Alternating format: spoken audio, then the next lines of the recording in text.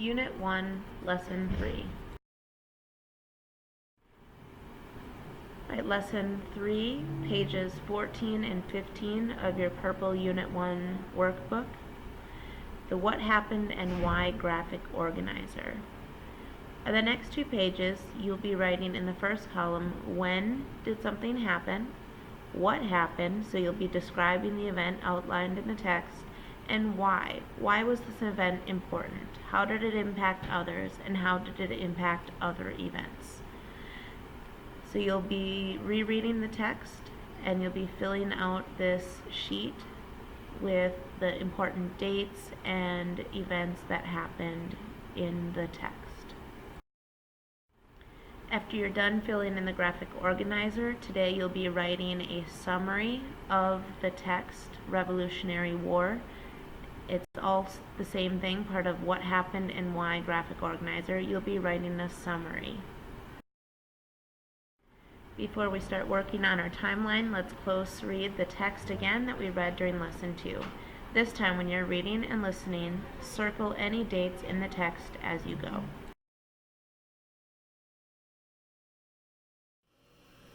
Revolutionary War.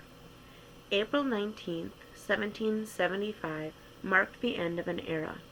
At dawn that day, British troops fired on American colonists in Lexington and Concord, Massachusetts. This was the beginning of the American Revolution. The war started as a fight for the rights of English people in Britain's 13 American colonies. But those people soon declared and won their independence from Britain. They created a new nation, the United States of America. The Founders. Many people made American independence possible. A group of them are known as the Founders of the United States. The best known are George Washington, John Adams, Thomas Jefferson, Benjamin Franklin, and Alexander Hamilton. George Washington led the American military forces, the Continental Army, to victory over the British. He later became the first president of the United States. John Adams was the strongest supporter of American independence. He became the first vice president of the United States and its second president. Thomas Jefferson wrote the Americans' Declaration of Independence. He became the nation's third president. Benjamin Franklin was the oldest of the founders. He was 70 when the Declaration of Independence was signed. Franklin helped get France to become an ally of the United States. Both during and after the Revolution, Alexander Hamilton urged Americans to form a stronger union of the states. Events leading to the Revolution. Britain established its first colony in North America in 1607. By the early 1760s, there were 13 colonies.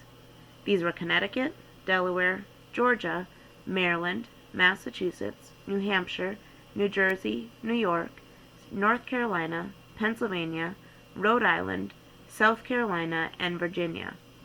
About 1.5 million colonists lived there. The colonies were far away from Britain, and they were used to running their own affairs. Each had its own assembly. They ran the everyday business of the colonies and collected taxes. Britain rarely taxed the Americans. The French and Indian War, 1754 to 1763, changed that. Britain won that war against France, but the war was costly, and Britain owed a lot of money. Britain also needed money to keep up its army in North America. The British government therefore decided to tax the Americans.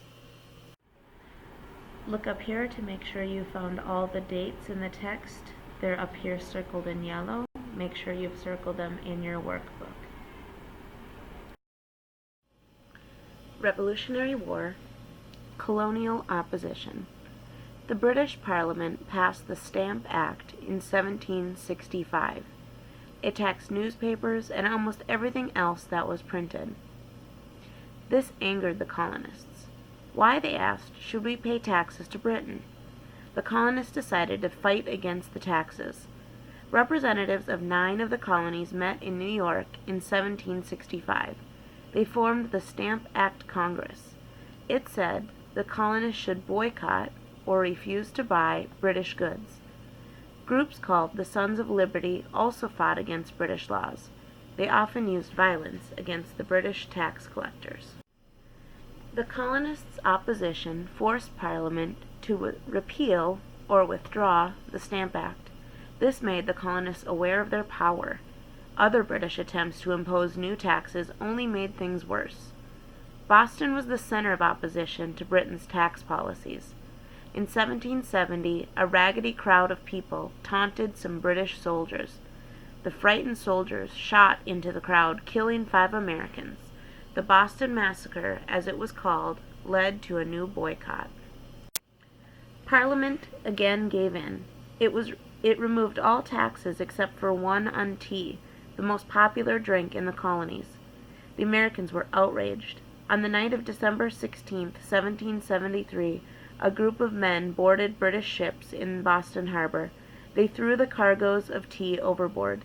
This action became known as the Boston Tea Party. The British Parliament then passed 4 harsh measures in 1774. The colonists called them the Intolerable Acts. The acts closed the port of Boston, they took away many of Massachusetts' right of self-government, and they allowed British troops to be housed in private homes. These measures only served to unite the colonists. More and more of them felt that their basic liberties were at stake. In 1774, representatives of all the colonies except Georgia met in Philadelphia at the First Continental Congress. They tried to get Britain to resolve the issues peacefully, but they were ready to fight if it became necessary. Look up here to make sure you found all the dates in the text.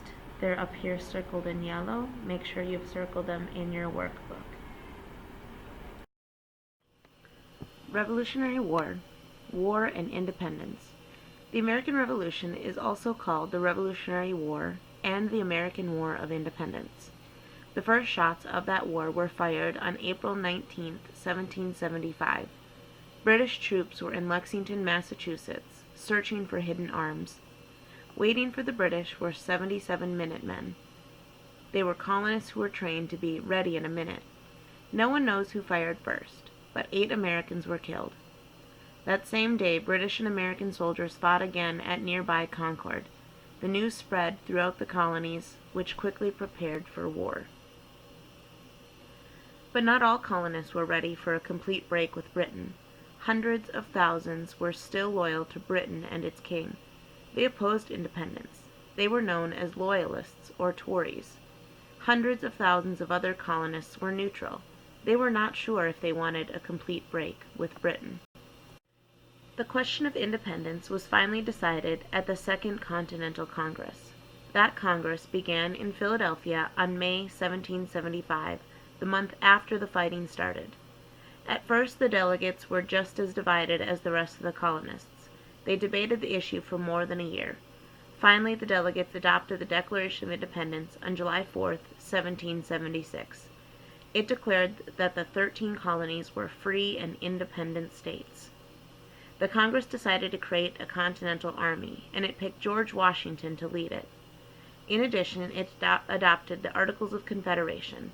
This created a confederation, or loose union, of the 13 states. The Articles also set up a legislature called the Congress of the Confederation. The Congress was the central government of the Confederation. Look up here to make sure you found all the dates in the text. They're up here circled in yellow. Make sure you've circled them in your workbook. Revolutionary War, Victory at Yorktown and Peace. Starting in 1778, the British focused their efforts on the southern colonies. In the Carolinas and Virginia, British General Charles Cornwallis defeated the Americans in one battle after another. The situation there seemed hopeless. Then the French came to the rescue. General Rochambeau and some 5,000 French troops arrived in 1780, and a French fleet arrived in 1781. At that time, General Cornwallis had an army of more than 6,000 British troops at Yorktown, Virginia. Washington led his American and French troops there. For the first time in the war, Washington had a larger military force than the British. Yorktown was the last major battle of the war. Peace talks began in Paris, France in 1782. The Treaty of Paris was signed in 1783. The new nation had been tested on the battlefield. Now the war was over. For the first time, Britain recognized the United States of America as an independent country. Look up here to make sure you found all the dates in the text. They're up here circled in yellow. Make sure you've circled them in your workbook. Now that we've reviewed the text, we're going to fill in the graphic organizer. You'll notice that some of the dates and or the events have been filled in for you. You need to fill in the missing information, including the why. In the column labeled why, you're going to answer the question, why was this event important? How did it impact others? And how did it impact other events? You can pause the video now to complete this graphic organizer. Alright, now it's time to write your summary. A summary, remember, is the main idea plus details about what the text was mostly about. So you can always go back in the video to review the text if you need to. Otherwise, we'll get you started here. And you'll notice that I have filled in some of the sentences for you. You can sort of fill in the blanks to help you write the summary. It starts off, the Revolutionary War was fought between blank and the blank. The colonists wanted blank. The British government wanted blank.